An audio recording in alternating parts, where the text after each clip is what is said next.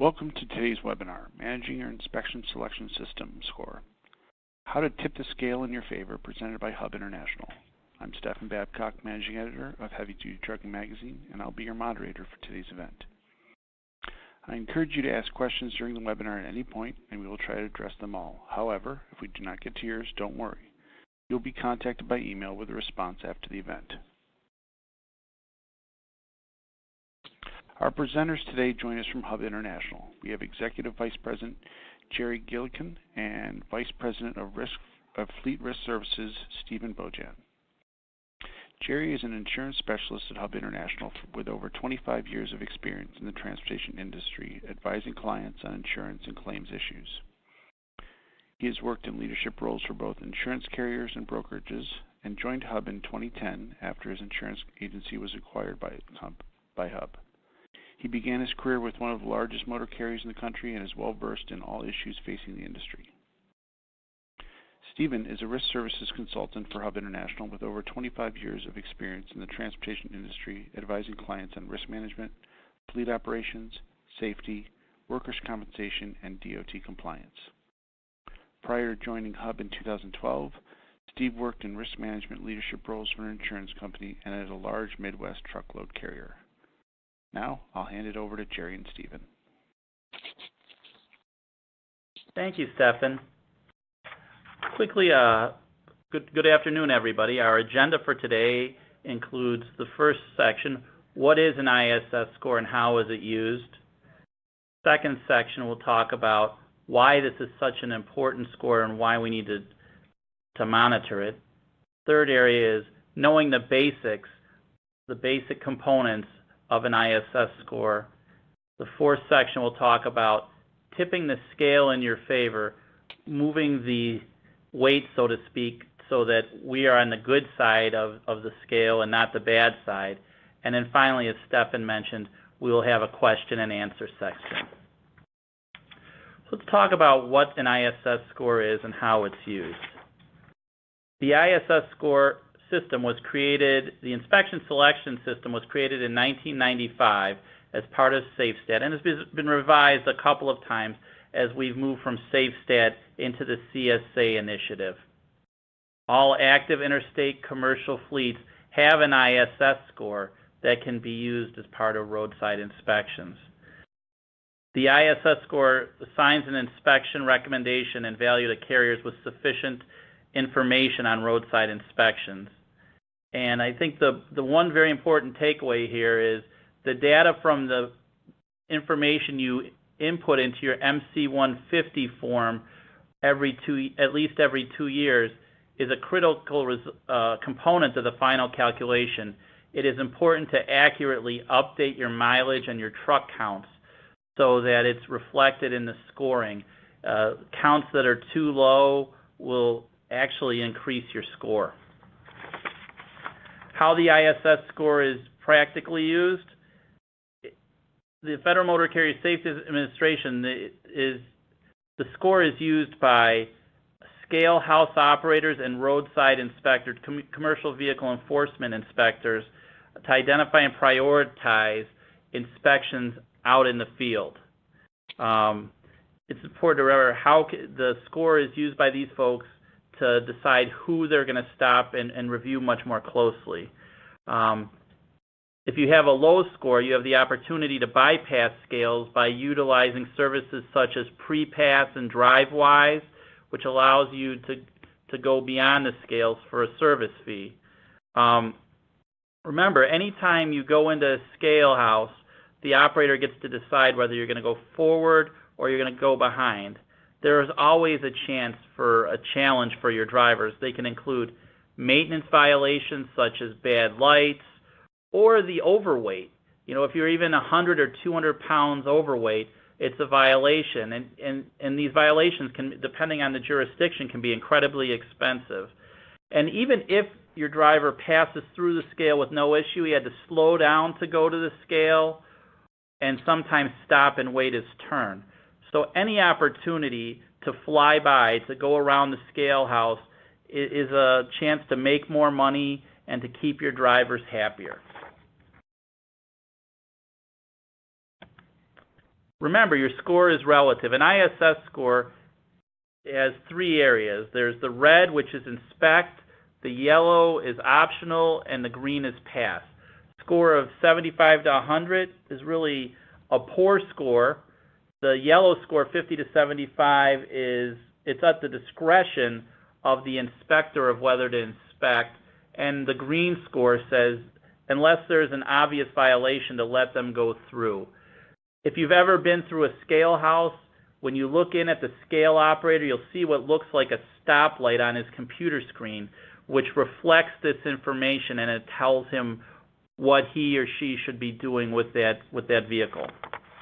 And now I turn it over to Jerry to discuss why this is so important. Thank you, Steve. So why is it important? Wow, I could go on and on. They told me I only had 5 or 10 minutes, so I'll give you the highlights, and we'll try to cover it through the rest of the program. Let's just say this. It's critical to your business in so many ways that we can't cover it all in an hour, but we can try to hit the highlights and come back and talk to you about it later.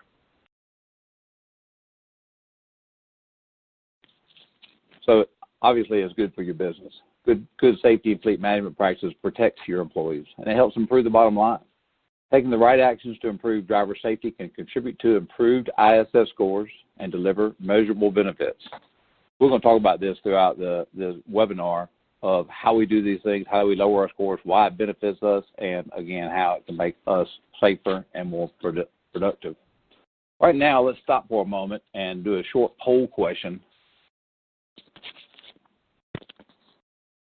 If you will, go ahead and answer those, and we'll get back and talk about the results. So the question is, why are you interested in improving your ISS score?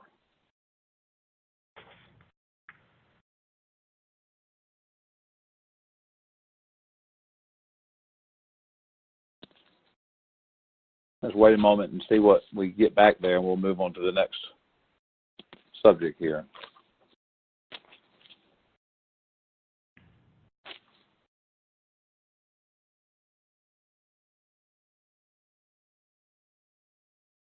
Steve, I don't see any answers. I want to keep going. Is that all right? That would be great. All right. So why the ISS scores, who are they important to? Well, as you'll see, we'll talk about quite a few, but to me, a good place to start is with your drivers. The candidates now, driver candidates, are looking online to determine who they want to work for. And isn't that funny? In the old days, we were deciding who would work for us, and now they're telling us who they want to work for. They're looking at your CSA scores and even your ISS scores to help determine the best place for them. Now, Steve and I will both talk about this a little bit more later. Even though it's supposed to be private information, there is places you can find it. So you can look on the FMCSA website and find out what their scores are in some ways, but you can buy programs from Central Analysis Bureau, from Vigilo. HUB has some analytical tools that we can help people see their scores. So it's really not private, and plaintiff attorneys see it, insurance companies see it, shippers see it, and yes, even drivers can find this. They want to go to work somewhere where they can use their good scores to work for someone that won't get inspected as much because they know they can make more time. And poor drivers, by the way, are doing the opposite. They're saying, which motor carriers aren't that good? I know they'll take me, and then maybe they'll let me keep getting away with violations. But I like to say to all my clients, I think those days are almost over. Those drivers are running out of places to go. No more people running without ELDs. No more people letting people run with multiple violations. So those things are changing. One of the things we talk about as a good tool is the PSP, which is Pre-Employment Screening Program. That was brought out by FMCSA, and you can find it on their website. This PSP report is like a driver's resume. You can see not only what was on MVR, but all the roadside inspections and crashes for the last inspections for the last 3 years and crashes for the last 5. It tells you so much more than you would ever know by an application and an MVR. This is a $10 investment and can save you a company, by the way. A couple of things I'll say about PSP.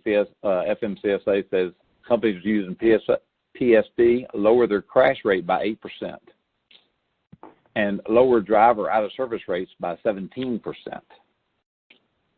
So who else is looking at these scores? Well, the customers. Your customers are watching them closely. It used to be the biggest guys, Kraft, Cargill, etc. Now more and more are looking at it, and let me tell you why. Their risk management team, their attorneys are saying, we have to be careful. We're going to get brought into the liability here. So they're watching these things pretty closely, and they're probably starting to ask you about them. Again, they're buying this information from the vendors we talked about or finding ways to find it themselves. And even though they may not be exact, they can tell when you're 78 versus 28. An example of how this can affect a shipper. You know, a shipper asks a motor carrier to haul a freight, and maybe they pick someone because they got a better rate, but their ISS score is very high, and then they get involved in an accident. Plaintiff attorney goes after the motor carrier, and then they go after the shipper as well. So they get pulled into this. And we're even seeing this now with large brokers.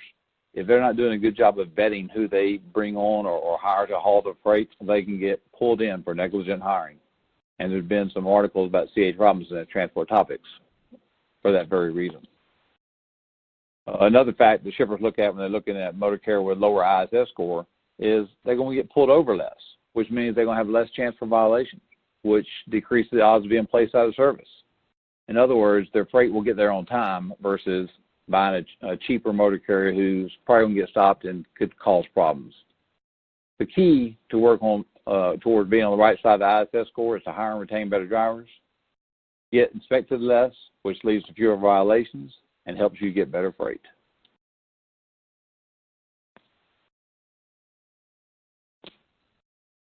So it also impacts your business insurance in a huge way. I'm taking this part of the presentation because this is what I live every day, and my clients live it with me.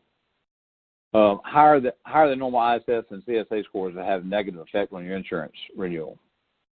And this says it could have a negative effect. Let me say it will have a negative effect. We're seeing it every day. One of the insurance companies we deal with right now that focuses on trucks has come up with a new qualifications that said do not submit an account to them if the ISS score is above 75. Don't even submit it. Don't tell us what's wrong or what's right. Don't even submit it. Others are looking much more closely than they ever have. So they'll say if an account has 3 or 4 basics in an alert status, don't send it to us. Or, you know, conditional rating, don't send it to us, etc. They're getting more and more careful. Why is that?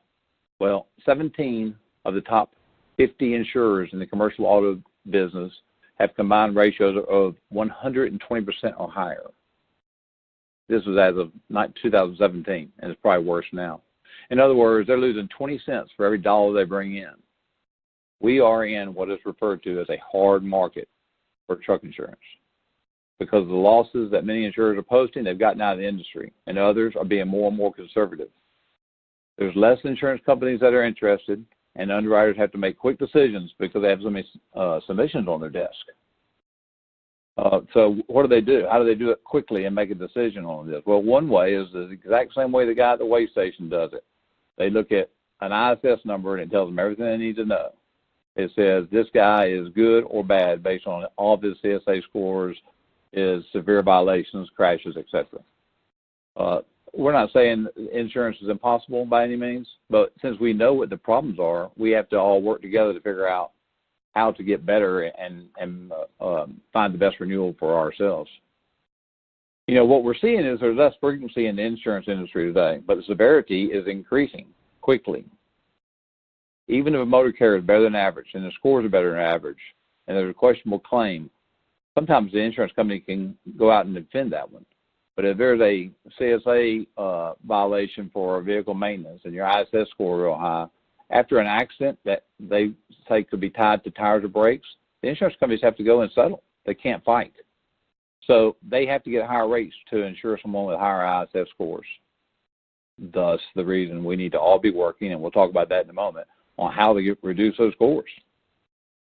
And I think it's also important to really quickly mention that while the actual ISS score is only visible to the motor carrier, to the fleet operator, the insurance carriers and others can use tools such as a CAB report or Vigilo to very closely estimate your ISS score, and any deficient basics that you might have. So it's really become almost transparent, even though the FMCSA says it's not. So it's important to remember that your data is there for everybody to see. All right, so now we're going into the basics, and the basics, by the way, are the behavioral analysis and safety improvement categories. We rarely say all those words, which is why everybody calls it the basics. In the next few slides, we'll go over those, and then we'll go into detail about them afterwards. But here first, we're talking about the 7 basics themselves, which are unsafe driving, hours of service, driver fitness, and controlled substance or alcohol. And then the fleet-focused ones are the vehicle maintenance, hazard material, and crash indicator. So let's just talk quickly about the driver-focused basics. And again, we'll get into some detail about it because, as Steve will tell me and you, this is the basics. That's what we need to focus on. So we're going to go into some detail about it. Although this has been around for 8 or 9 years, it's still fixing these that fixes everything. So the driver-focused basics include unsafe driving, which can be speeding, cell phone use, following too closely, seatbelt violations, hour of service, 11 and 14-hour violations, falsification of logs, form and manner, and not having ELD documentation in cab. Steve will talk about that more, but we're seeing that one come up more and more these days. As far as driver fitness goes, some of those are not having a medical card or not having it updated, having a suspended license, or not wearing your eyeglasses or hearing aids. And then controlled substances is driving under the influence, open container in the cab, or drinking alcohol within 4 hours of duty. Steve, I'll turn it over to you for the fleet-focused basics. Thanks, Jerry. And when we look at these fleet-focused basics, the reason we've described them like this is because these are areas where the fleet itself, the trucking company or the fleet operator in the case of other commercial fleets, has really to a large extent control over the score, over the violations, as opposed to it really being the exclusive purview of the driver. And the 3 areas to talk about here are vehicle maintenance, which includes lights, brakes. Obviously, the driver needs to do a good inspection, but it's up to the fleet to really maintain their vehicles. Some other violations that are very common include not having annual inspection stickers, some type of leak on the truck or out of the wheels, and not having the right emergency equipment. Again, these are generally pretty simple and pretty obvious, but it's all about taking care of things. When we talk about crashes, obviously the crash score, the crash indicator, I should say, is DOT recordable crashes. And the number of those, the way the score is calculated is the number of crashes per million miles. So the more miles you drive that you put in on your MC150, the more crashes you can have, I guess, so to speak. But it's crashes per million miles is the differentiator.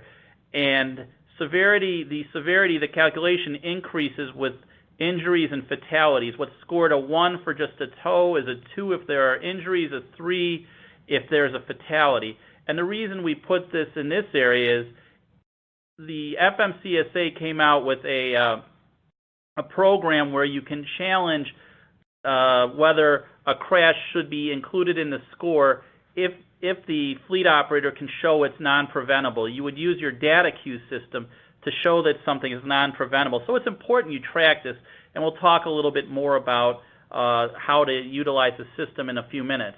And the last area of fleet-focused basics is hazardous materials, which is about violations include not having the right product documentation, your vehicles not being placarded correctly, and simple things like your drivers not having emergency response guidebooks in their vehicles. So I'll talk a second polling question. Which one of the 7 basics do you feel you need to focus on improving the most? In other words, which is the one that affects your fleet where you think you can have a really positive impact? Or is really giving you the most grief?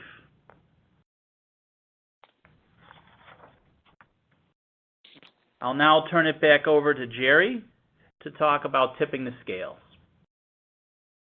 Thanks, Steve. Well, tipping the scales, what we're trying to do here, we want to, now we've talked about what the issues are, we're talking about how to get us all in the right level, the green level, under 50 ISS number.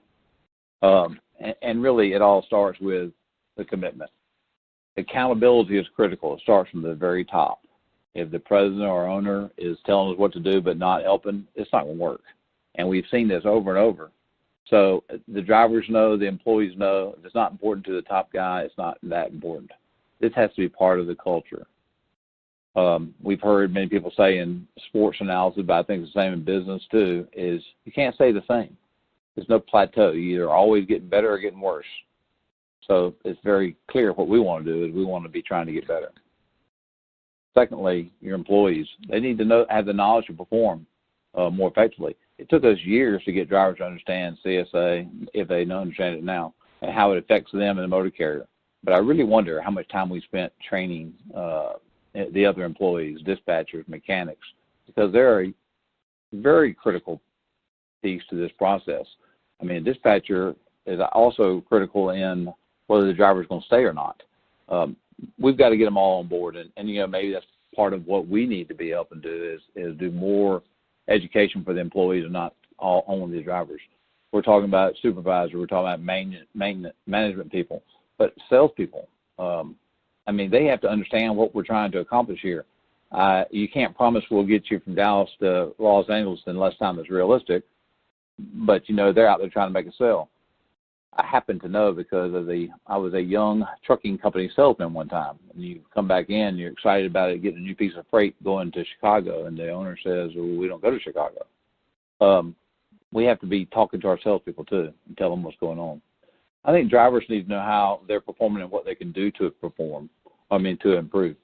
You know, there's various ways we can get this data. We can show it to you by driver or by terminal, monthly or quarterly. And you can get this information through the FMCS website with your PIN number right there on their website. They want you to use it. There's reports like Central Analysis Bureau, which is often referred to as CAB.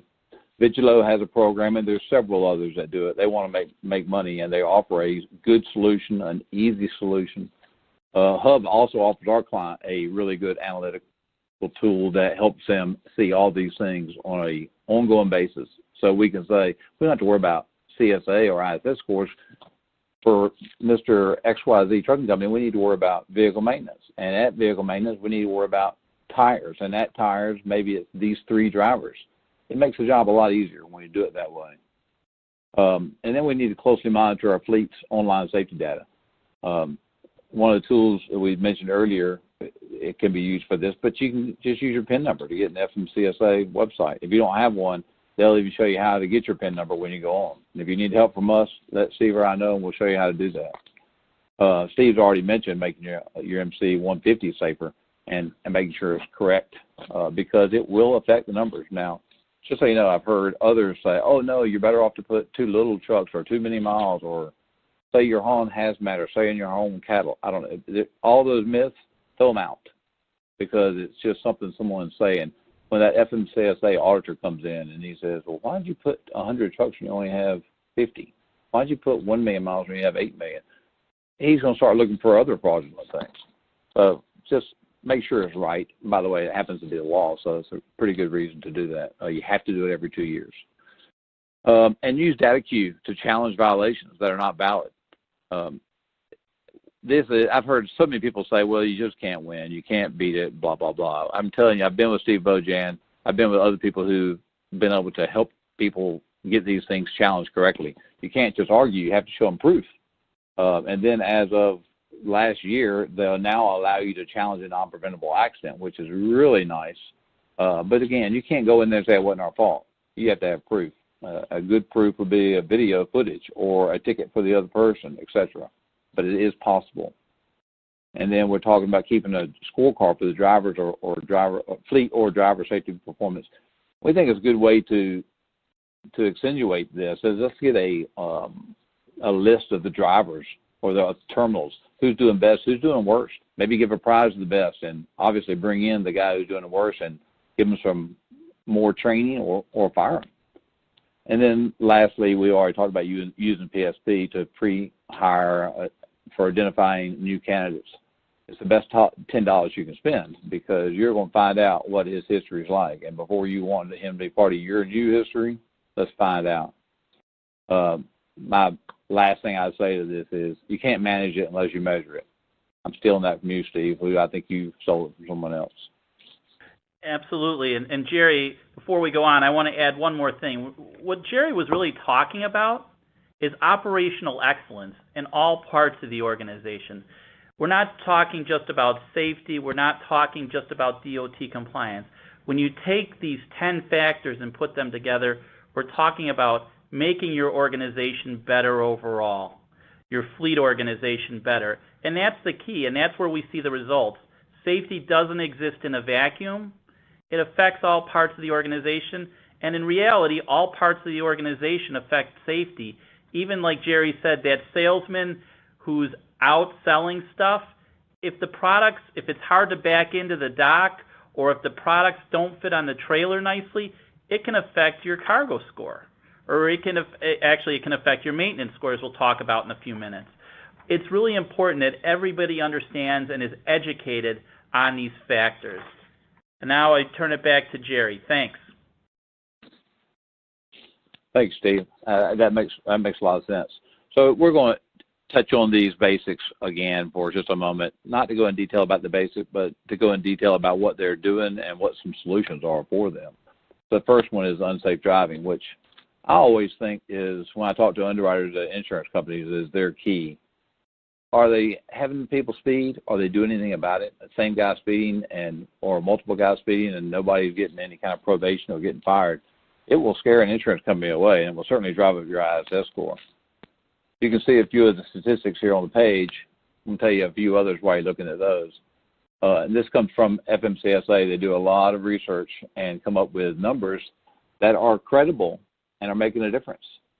So here's one of them. An attentive or negligent driving conviction increased the odds of a crash by 69%.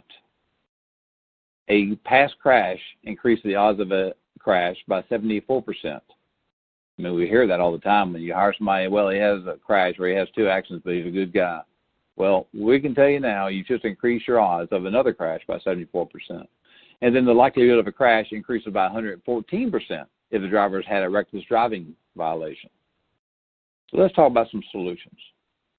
Telematics are a good way to identify unsafe practices, hard braking, speeding. If you're seeing that stuff ahead of time, you can do something about it before there's an issue, maybe. And then onboard cameras, especially two-way cameras, not only help exonerate us when we're not at fault, but they can help us coach our drivers before there's an accident. We need to be educating our drivers and reminding them. Driving is a leading cause of occupational fatalities in North America. Oh, and by the way, seatbelts can prevent many of those fatalities. And then lastly, don't get caught up in the good guy trap. Oh, I've heard it so many times, but this is my best driver. Oh, he gives us the best miles. That's also the guy who's getting all these unsafe driving and is the guy who's going to cause you to lose your company. Steve? Thank you, Jerry.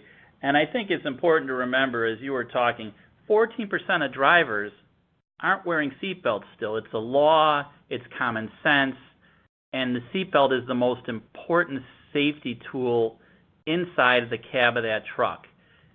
If you have drivers that aren't wearing seatbelts, you need to they need to start thinking about whether this is a career that's right for them. You know, I've done many driver meetings over the year, and I always get the 3 or 4 guys who say, but I heard about a guy who, if he would have been wearing his seatbelt, he would have been cut in half or killed. And, you know, I've never met that guy. So it is important, and these are those telltale things that really kind of guide us to who isn't safe. So now we'll move and talk about hours of service and fatigue driving. 30% of truck fatalities involved drivers that were fatigued. The hours of service regulations came about in the 1930s and have really had some minor changes, with the last major changes coming in 2003, and now very recently this year, the advent or requirements of the ELDs have made any violation a major issue. What they've really done is everyone's doing better on hours of service because over-the-road trucks, and others are using electronic logging devices. This better performance has narrowed the margin of error for everybody. Scores are going down for most fleets, but they're skyrocketing for a few that haven't been able to figure out their hours of service issues. Really, there are still drivers out there that don't understand the regulations. Even if you're not required to fill out a log, you still need to understand what the maximum hours are, when you can drive, when you need to document, and how to document, how to tell an officer, a roadside inspection officer, I'm not required to fill out a paper log or an ELD because I fall under the 100 or 150 air mile regulation. And the last thing on the left side, which is important and is totally confusing to me and to many people out there, is parking and personal conveyance. Personal conveyance, there is some guidance, but not a ton, and we need to have rules in place for our drivers. When we talk about parking, it's important that we remember that drivers are equipped to handle challenges on the road, that they pre-plan, that they sort of put a little mush into what they're doing so that they can find a parking place. You know, the solutions we talk about, obviously using an ELD is a simple solution to a complex problem. It's important that you pick a system that works with your organization, that fits the needs of your organization. And oftentimes that means it's not the lowest cost alternative. You know, it could be one of the big guys such as Omnitrax or PeopleNet. It could be something that's really focused on fleets that are, you know, smaller or owner-operators such as Fleet Complete or Big Road. Make sure that the ELD has the components, that it matches your software, and that's going to make everyone happier and allow for better utilization. Again, that education on ELDs and hours of service, it's huge. People need to know the drivers need to know how to use their ELD, what paperwork to have, how to work with a roadside inspection officer if they get stopped, transferring data, showing the paper instructions. You know, that goes a long way. People are looking, the roadside inspection officers are looking that the driver knows what he's doing more than the actual information, because that's when they sense blood's in the water. You know, and make sure your drivers and your dispatchers are watching for issues on the road, whether it's weather, traffic, an area where there's going to be a lack of parking. Knowing where to go can avoid getting stopped when you're past your 14 or 11 hours. And as Jerry was talking about on that first slide of this section, enforcing the rules is huge. If we're not holding our drivers accountable, it's a problem. But we also have to hold managers accountable. If we have managers, we were recently at an organization that's, you know, I guess we'll call it a prospect, and they were talking about, the safety director is talking about, well, one of our dispatchers tells a driver to go beyond as needed. Well, that's the wrong message to send to your fleet, to everybody in the organization, because everybody's going to learn about it. We need to know, our supervisory employees need to know what's important. They need to know that the rules have to be followed, and to help our drivers plan ahead of time, because these are the folks in the office who are supposed to be the sounding board, the people with sage advice for our drivers out on the road. And I turn it back over to Jerry. Okay, let's address the next basic, which is driver fitness. This one doesn't get talked about very often because there's not as many violations here. But if you have a few, and if you're only compared to your peers in the industry, then you're going to have a high number. So we have to keep them to a minimum. And as I always tell people, if we're trying to get the best ISS scores and look as good as we can to an underwriter, then we need to have all the basics in order, and this one included.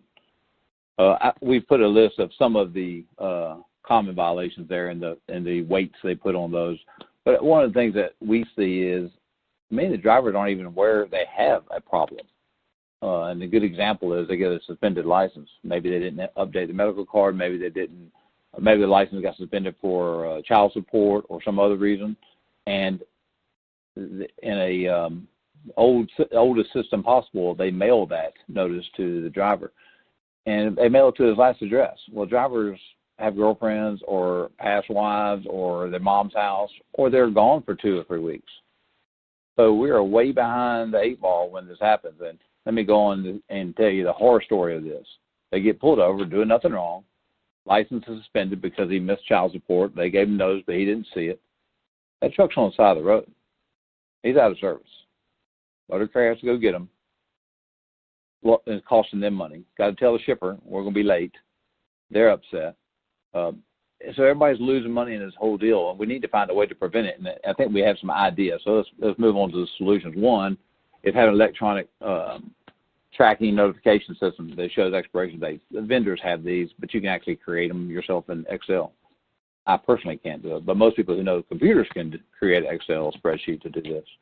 There's also one of the nicest things we've seen out there recently is MVR monitoring.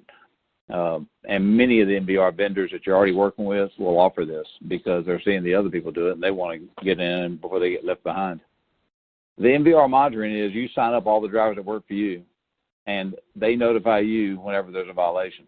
It's not immediate. Sometimes it takes a day, sometimes it takes a week, but they'll get it to you. The cost for this is about $20 a driver per year, which is the same as running MVR twice a year. And wouldn't you much rather know what was going on every day instead of once or twice a year? It's not a perfect system by any means. I mean, we rolled this out to some people in Mississippi recently and then found out that Mississippi doesn't recognize this program. But they're getting there. And, California did this for many years. It worked really well. And I think that more and more states are all opting in for this now because it's a better deal. And I don't want to answer this for sure. I'll talk to my risk manager there for the real answer. But I believe that FMCSA is now saying you won't have to do the annual review if you're involved in MVR monitoring. Steve, is that right? No, you still have to do an annual review to my knowledge. But I think one thing to remember here is it's not only is it good for your ISS score, but to add to where Jerry's going with this is there was a crash. I live in Wisconsin, and when I first moved up there about 19 years ago, there was a horrific crash involving a semi and a bus bringing a bunch of people from Madison to back from a band competition.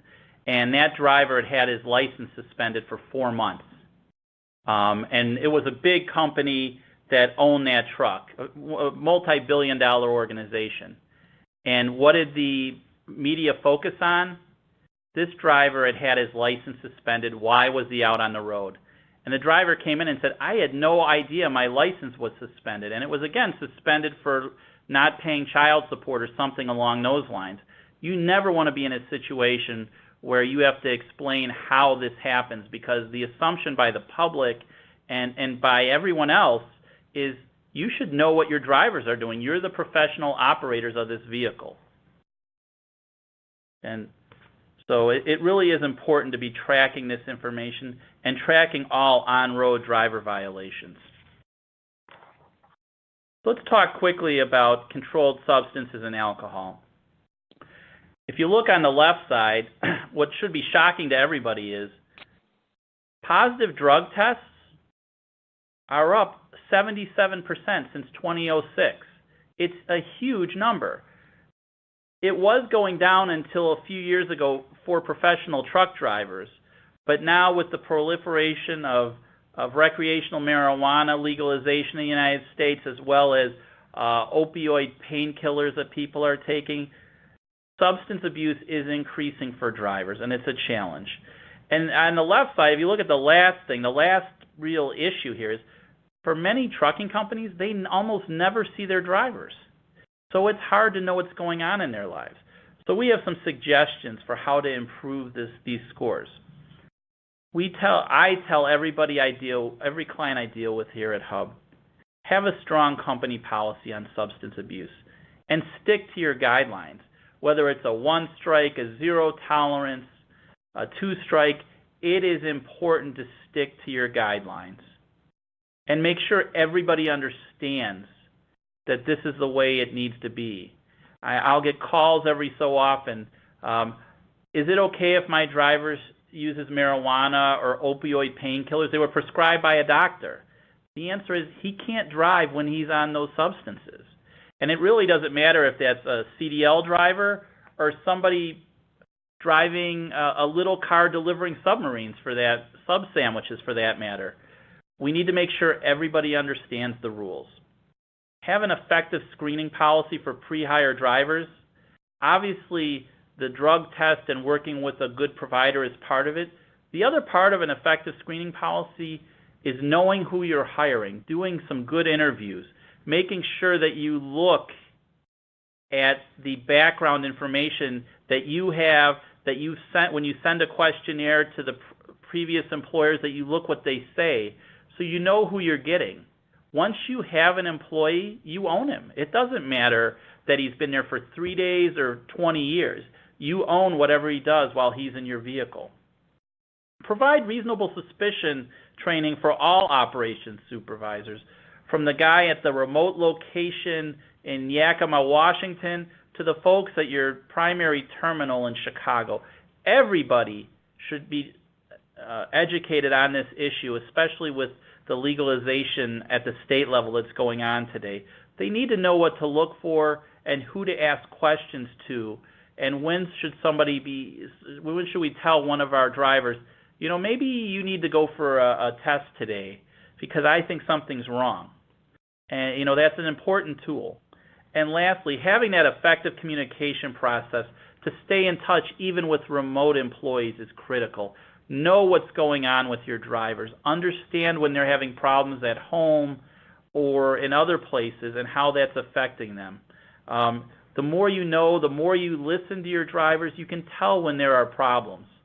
The reality is if we have somebody going, we have clients, over-the-road trucking companies, where the terminal is up, their corporate location is up in the northern part of the United States, and the route may be between Los Angeles and Dallas, Texas, along that I-10 corridor. Those dispatchers may see that driver once a year. It's important to talk to these folks on the phone, to stay in touch, maybe to talk to maintenance people that are down south to understand what's happening and ask about your employees. Stay engaged. Vehicle maintenance. It's a huge issue. On the survey, the polling question 2 that we just took, 51% of you said vehicle maintenance is the area that you need to focus on improving. You know, it's the leading reason people get stopped in the first place by roadside inspectors. You know, often it's lights or something leaking or a low tire cargo that's blowing. And one violation is an opportunity for these guys to search for more. Remember, it's easy for the roadside inspectors to find violations. Often they're not even egregious. They can be scored, these violations can be scored in a multitude of ways. A marker light that's out can be scored anywhere from 2 points to 6 or 7 points, depending on how it's described in how he puts it into the system. Out of service violations mean you're going to have to send somebody out to the scene to repair it before that vehicle can move, and that can be costly. And remember, one of the things I do when I do driver training for drivers is I make sure that they understand the most dangerous place to be on the highway is the shoulder. And how you avoid being on the shoulder is doing good vehicle inspections and avoid being placed out of service.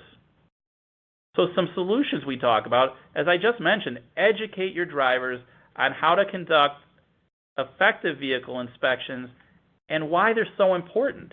You know, I always suggest using mechanics, state police officers, vehicle leasing company representatives, and folks like myself from the insurance carrier or the insurance broker to participate. So it's not some safety manager who sounds like a broken record.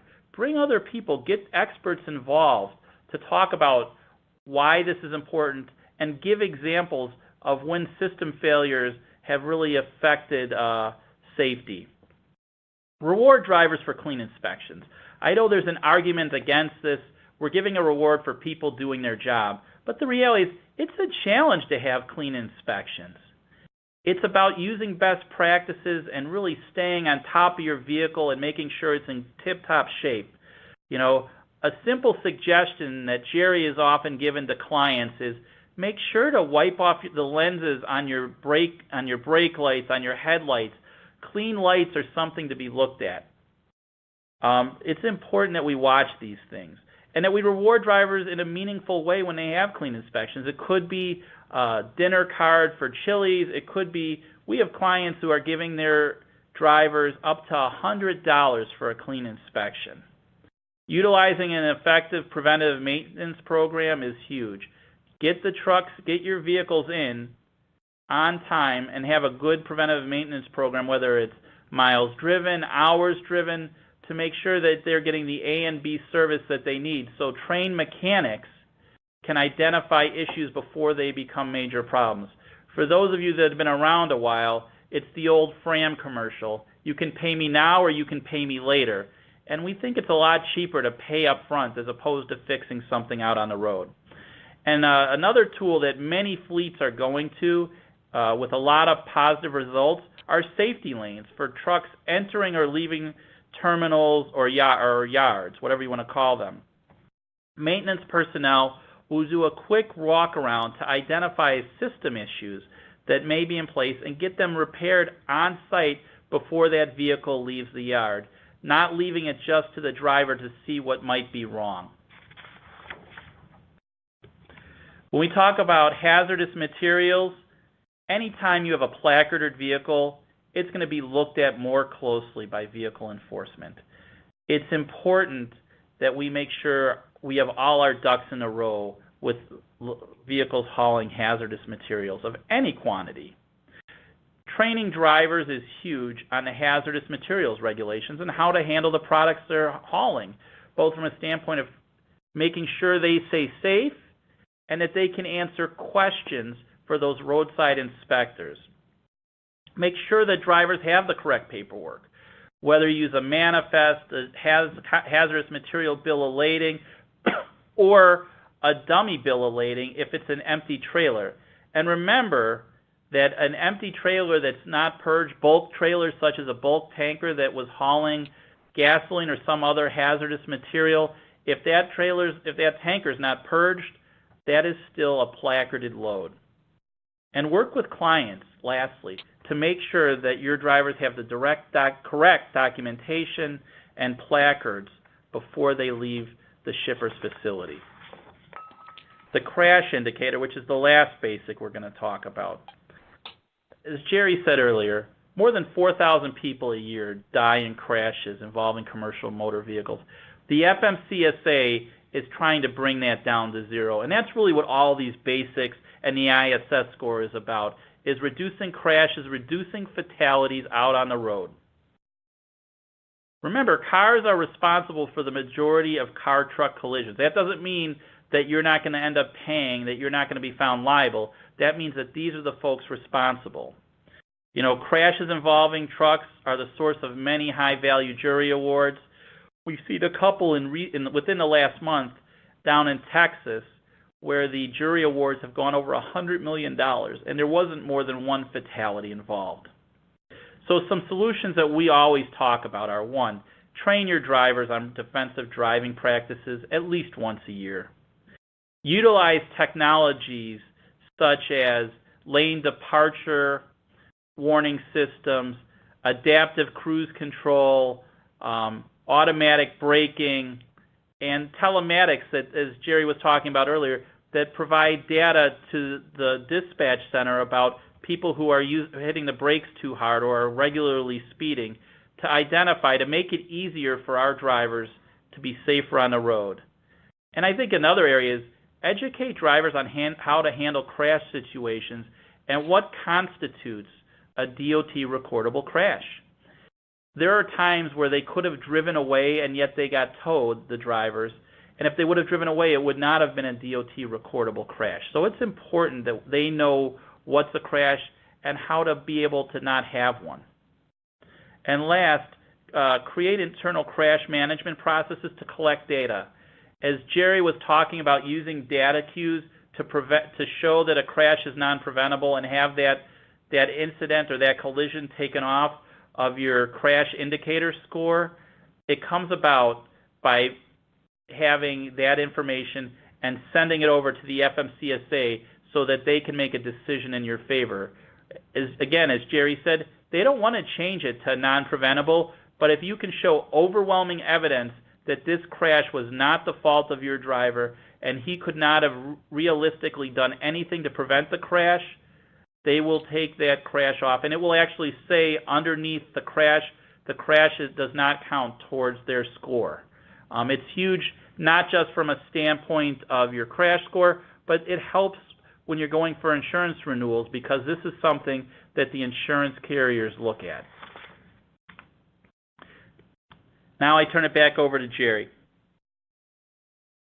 All right, we'll address this last slide a little quickly because we want to leave a little bit of room there for some questions that have come in and to go over those polling questions if we have time for that too, Steve. So what can HUB do to help partner with you? One, we can do an in-depth analysis of online safety data using our analytic tools and others in the industry and transportation-specific insights. We do this now with our clients, and some want more, some want less, but we're available. I mean, many of us have been in the trucking business. We know what we're doing in your business, but guys like Steve Bojan, he has a team around the country that are asking, can we go see him? Can we help him get better? Because we don't want to get to an insurance renewal and they say, oh, he only got one quote, or his price went up 20%. We can deal with it now, not later. That's the answer. We can show you sample policies and give you training material. We would love to come out there and do the training with you, help your guys do them. Maybe they're tired of hearing from the same people and somebody new changes it up a little bit. We can talk to you about best practices. I mean, I see several truck lines every week, and Steve sees many every month. So we see what's going on really well and what's working. We certainly see what's not working, and we can help you find out what might be better for what you do. Steve, is there anything else you can add to that? As you said, Jerry, it's really about getting in front of the situation and handling it on the front end before things get out of hand. It's much easier to move a ship 10 or 12 degrees and turn it around totally. The team I work with, along with the insurance producers, we do take a team-based approach to bring best practices to our clients, and it's all about really putting systems in place as you're talking about. And we can also do some customized training for drivers and managers about the importance of roadside inspections and DOT compliance as needed. We do literally hundreds of driver meetings over the course of the year and are really providing more and more management training on DOT compliance over the last couple of years as it's become a much bigger issue and everybody realizes how important this ISS score is. If I could throw in one last thing before we turn it over to Stefan, we've had many clients in the last year talk about how they no longer have these really good customers because their ISS scores have gone above that 75 threshold. And they want to know all of a sudden, how can we reduce those scores and how can you help us? And that's when we come in, and Jerry has a good example where there was one company we work with where their score went over 80. And after a lot of work by both myself and Jerry in terms of driver training, in terms of management awareness, their score over the course of 2 years is now below 50. It was a huge success story in a very tough environment. And this is what needs to be done. It's an all-hands-on-deck approach. And Stefan, if you want to follow up, that would be great. Thank you both. First off, for more information, HUB has provided 2 free ebooks, Keep Your Drivers Safe on the Road and Support Your Driver's Health and Financial Well-Being, which you can find under your Event Resources tab located beneath the Q&A box in the lower left-hand corner of your webinar players. We have a few minutes remaining, so let's answer some of the questions that came in during the presentation. One I'm seeing a lot of is a lot of the fleets are asking how can they get their ISS scores? That's a great question, Stefan. The easiest way to get your ISS score is to go on the FMCSA website where you go to the Safer Sys, look up your CSA, go to the top corner, look at for SMS, Safety Management System, and from there you will need a PIN number which you apply to the FMCSA for, and it will show you when you go through SMS, it'll show you actually what your ISS score is. And what we do is we'll work with clients. If anybody is having a challenge with where to find it on their screen, they can call their local hub person or member of the Risk Services Fleet team to talk about how to find it on the FMCSA website. It is right there, down towards the bottom of the screen. Now, in a related question, what is data queue? Data queue is it's a system that the FMCSA has created which allows fleet operators that have a DOT number to challenge violations that are found on a roadside inspection. You, again, need a PIN number to access the system, and then you go in through your MC150, you click on, you'll see a hyperlink for data queue, and it allows any fleet operator to challenge specific violations, such as an operator that has a violation on their truck for brakes, and a certified brake mechanic goes in and says, there was no violation, here's the measurements on the brakes, here's the slack, the inspector was incorrect in the way he measured it. You need to have documentation, some PDF files that you can upload with the challenge, with the description you've created, and send that to the FMCSA. Oftentimes the first challenge that you give will be sent back with no because it goes to the roadside inspection officer, but you're allowed 3 challenges. The second challenge goes to his commanding officer, and the third goes to the state capitol. So if you have a valid challenge, more than likely these violations can be taken off of yours and the driver's record. Okay, next question. Now, there's been talk about the FMCSA changing CSA altogether. Is this something that's coming up on the horizon? It is. There are going to be some changes, there's no doubt. It's in Congress right now. They're talking about it, and the head of the FMCSA is talking about what changes are going to happen. There's actually a listening session this Saturday in Reno, Nevada, and there have been a few others around the country. So we don't really know what direction it's going to take, but there are going to be some tweaks to make it better. Steve, I'll just add to that on August 29th, they had a public session, and we were able to listen to it online. And the only thing I would say that's really important is they're definitely going to change some things, and they're talking about why they need to change them, and they're using the National Academies of Sciences to come in and do more analytical models of this, so it makes more sense. So that's the only thing we know for sure. They're having this next listening session. You ought to get on there if you have questions or comments. They'll let you comment on this now, so speak your mind. Okay. Now, how often does the ISS score change? Is it daily, weekly, monthly? How does that work? The ISS score is updated monthly. You have an ISS score for a month. You can go in and look at the CSA, which will show you your monthly ISS score. And we also suggest that clients with bigger fleets sign up for the FMCSA portal so they can see roadside inspections on a daily basis and identify the larger inspections and what need to be done if there's a lot of violations. If you know that it's a rolling 2-year average. So it's important that if we see we've had some bad inspections recently, that we know our ISS score is going to go up.